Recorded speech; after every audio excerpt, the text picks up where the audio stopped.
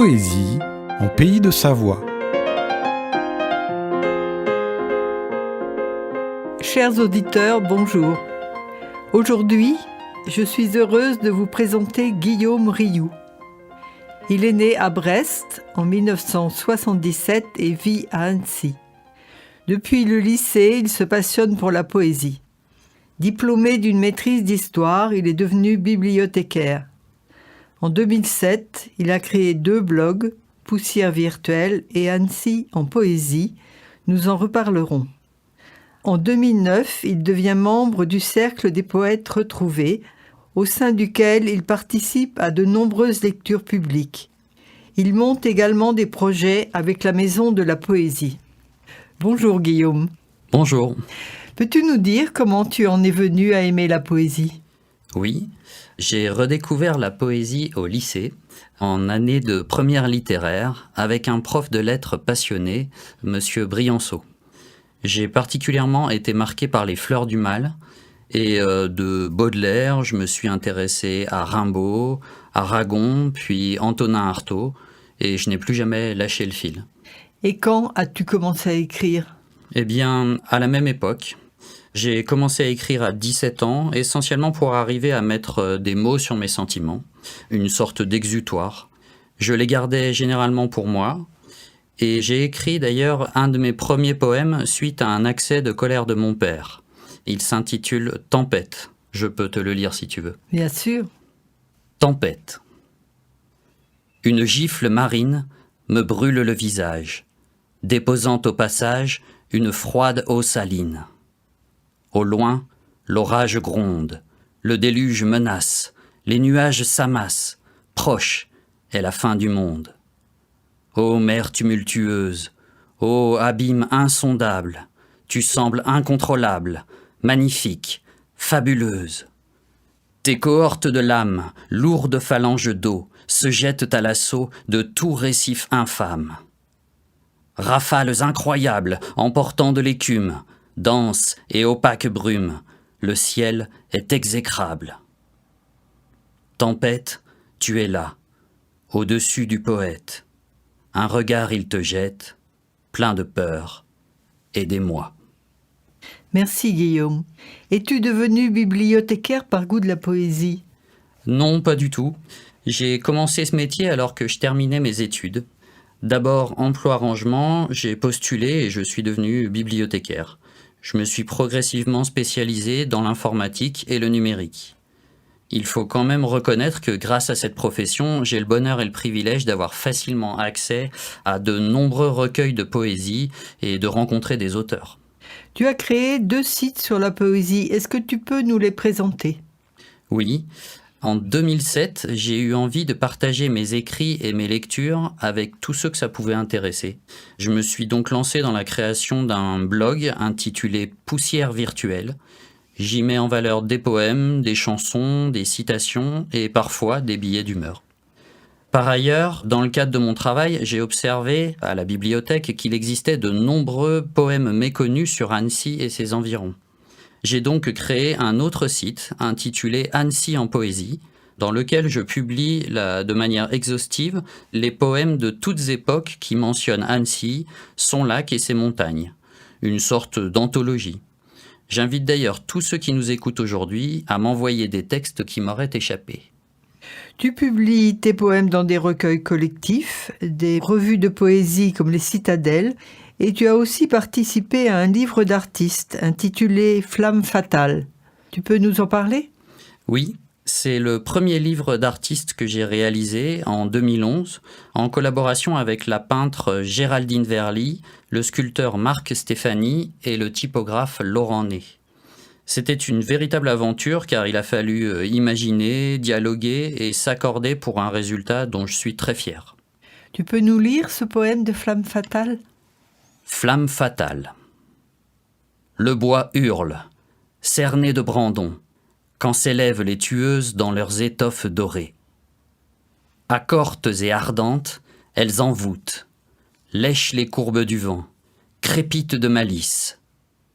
Sans répit, elles consument, dévorent, réduisent en cendres et partent en fumée. dans le silence matinal, leurs empreintes écarlates étreignent encore la carcasse du foyer. Tu es donc souvent inspiré par des réalisations artistiques. Peux-tu nous lire par exemple le poème inspiré par la sculpture de Maurizio d'Agostini, l'astronome ? Oui, avec plaisir. C'est une sculpture que l'on peut admirer dans le parc du Chemin Idéal, qui se trouve à Sénaux et qui peut se visiter notamment lors des Journées du patrimoine. L'astronome. L'astronome apprend aux lectures des recueils d'étoiles, des parchemins intérieurs et des manuels du tout. Clé de voûte de nos destinées, il transmet, par sa seule pensée, l'inimaginable. Tendez l'esprit. Il nous révèle que chaque atome est une planète, chaque planète un atome. Et pour terminer cette interview, peux-tu nous donner le nom de quelques poètes que tu apprécies particulièrement ? Oui, il y en a beaucoup. La québécoise Michèle Lalonde, par exemple, René Char, Charles Dobzhinsky, Vénus Kourigata également, Georges Haldas, Adonis, Xavier Graal ou Maram El Masri, et bien d'autres encore. J'aime également les chanteurs et chanteuses comme Agnès Obel. On peut écouter Familiar si tu veux. Volontiers.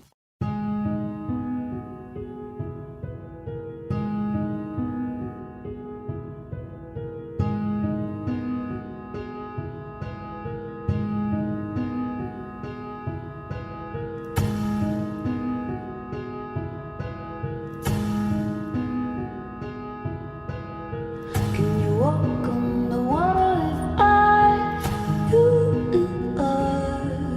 Could your blood running cool? Is that the familiar to love? Can you walk on the water if I, you and I? Or keep your eyes on the road and live the familiar without you and I? Close we get to go to life.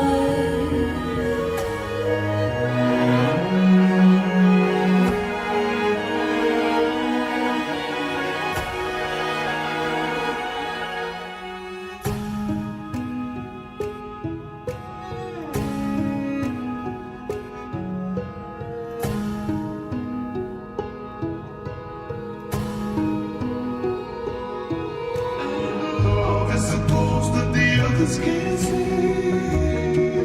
It's a danger of every shade of a shade to keep.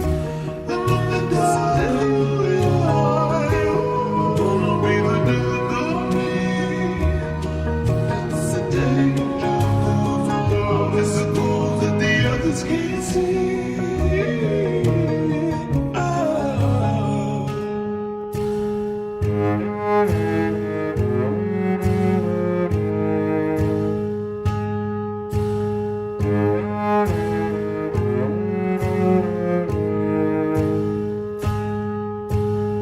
Took a walk to the summit at night, you and I.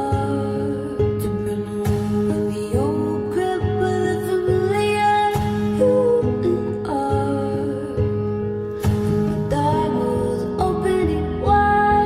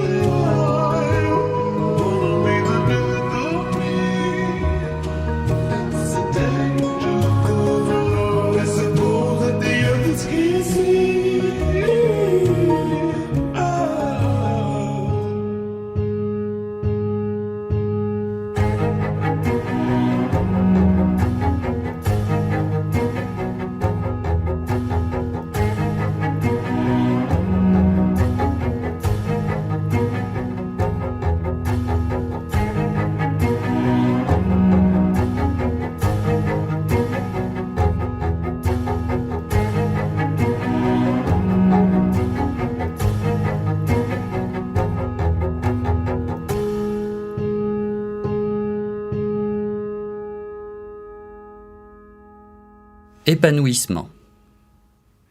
La caresse du vent t'habille le drap de verdure.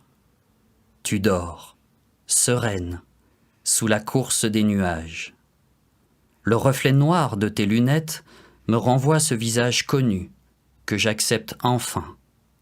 Je sais qui je suis et le suis avec toi. Rue de la République. Le vieil anonyme, incarcéré dans ses murmures, campe, immobile, dans le désert des foules. La condition transhumaine. La ville s'étend. Les ombres vespérales rampent sur ses flancs de béton. Les panneaux publicitaires aveuglent les pigeons indolents. Partout, des visages, faiblement bleutés, devant leurs minuscules fenêtres ouvertes sur des extensions du monde. Pouces fébriles, yeux fatigués, oreilles obstruées. Empêchés volontaires, trop absorbés pour ressentir, ils vivent la réalité comme une contrainte.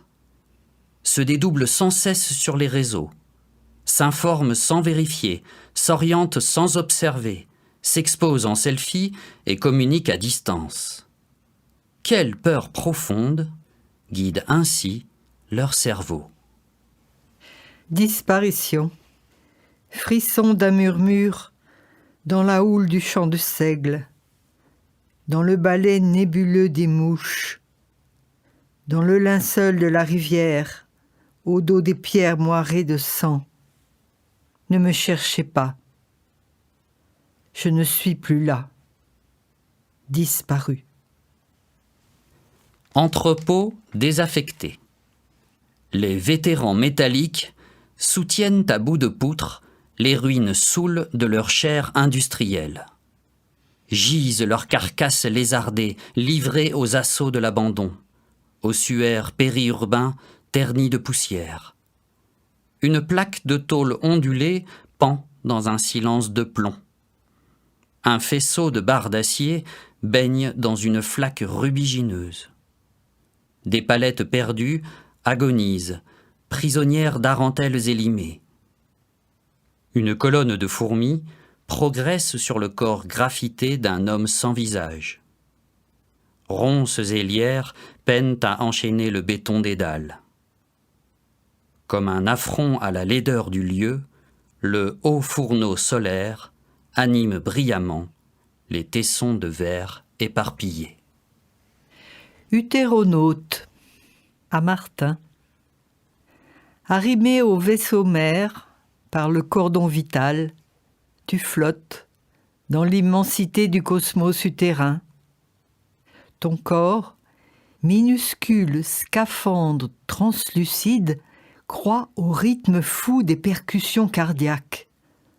En lien continu avec ta créatrice, tu parais serein, arborant plus que jamais la valeur d'être. Nuit précieuse.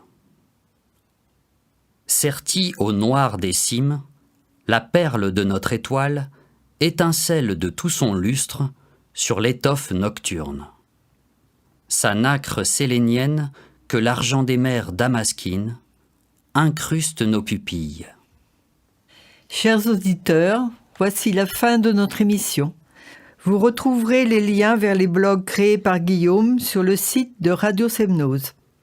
Et pour se quitter, un dernier poème, clin d'œil à notre radio préférée. Semnose. Ennuagée d'écume, la vague arrondie enfle de verdure au-dessus d'Annecy. Perçant les nues, un mât relais annonce l'accostage d'un mystérieux navire.